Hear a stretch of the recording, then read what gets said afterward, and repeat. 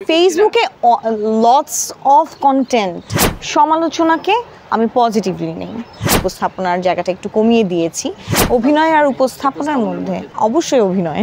এটা টেলিভিশনে আসে নাই, এটা ওটিটি প্ল্যাটফর্মেই আসা। আর ওটিটিতে আমরা জানি যে এটা একটা ডিফারেন্ট প্ল্যাটফর্ম। এটা হয়তো ম্যাস পিপলের কাছে যেতে একটু সময় লাগছে, বাট এটার প্ল্যাটফর্মটাই হচ্ছে আপনি পে করছেন, আপনি জানেন আপনি কি দেখছেন, আপনি জানেন যে এটা কীরকম হতে পারে, একটা আইডিয়া থাকে, সেখানে লিখেই দেয়া থাকে এটা 16+, 18+, তখন আপনার দেখছেন। সো ওইখানে আপনি একটা মানসিক প্রস্তুতি নিয়ে দেখছেন। সো আমার মনে হয় না এই জায়গায় কোনো কমপ্লেইন থাকার কথা, কারণ এটা টেলিভিশনে যাচ্ছে না। টেলিভিশনের জন্য কাজগুলো আমরা ডিফারেন্ট করি। ওটিটিতে অনেক সময় আমরা যে কথাগুলো স্বাভাবিক জীবনে কিন্তু আমরা অনেক রকমের কথা বলি, বাট টিভিতে সেটা আমরা কিন্তু দেখাই না।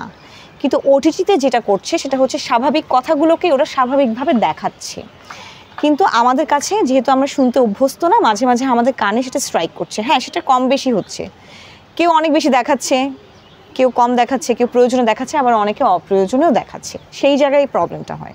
ফেসবুকে লটস অফ কন্টেন্ট দেশীয় বিদেশি সব কন্টেন্ট আপনি পাচ্ছেন। সো আমার মনে হয় না আমাদের দেশে যা কন্টেন্ট তৈরি করছে এটা এমন কোনো মানে পরিসীমা পার করে যাচ্ছে। সমালোচনাকে আমি পজিটিভলি নেই। Double million offer Walton fridge কিনে পেতে পারেন 20 লক্ষ টাকা, রয়েছে কোটি কোটি টাকার নিশ্চিত উপহার। আমি তখন টেম্পারটা বুঝার চেষ্টা করি যে আসলে কোনটা দর্শক পছন্দ করছে না। আমি খুব বেশি আমার কাজগুলোর মধ্যে অনেক যেটার কমপ্লেইন হবে দর্শকের, ইভেন আমি বলতে পারবো না, আমি বলি না, ও ধরনের কাজ আমার নেই ওটিটিতে হলেও সেটা। কিন্তু তারপরে যদি সমালোচনা হয় আমি সেটাকে খুব ভালোভাবে নেই। আমি সেটা থেকে চেষ্টা করি যে যদি যেটুকু ভালো সেটুকু নেয়ার, আর যেটুকু আমার মনে হয় যেটা আসলে প্রয়োজন নেই ওই সমালোচনা ওটাকে আমি ডিলিট করে দিই। আমি প্রথম থেকেই আসলে অভিনয় এবং উপস্থাপনা পাশাপাশি আমার শুরু হয়েছে, চলছিল, কিন্তু আমি অভিনয়টাকে একটু সবসময় বেশি প্রায়োরিটি দিই।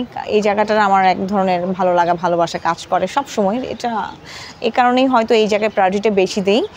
প্রোগ্রাম একটু কম করা হয়, উপস্থাপনার জায়গাটা একটু কমিয়ে দিয়েছি, বাট যে প্রোগ্রামগুলো করছি সেগুলোই কন্টিনিউ করে যাচ্ছি।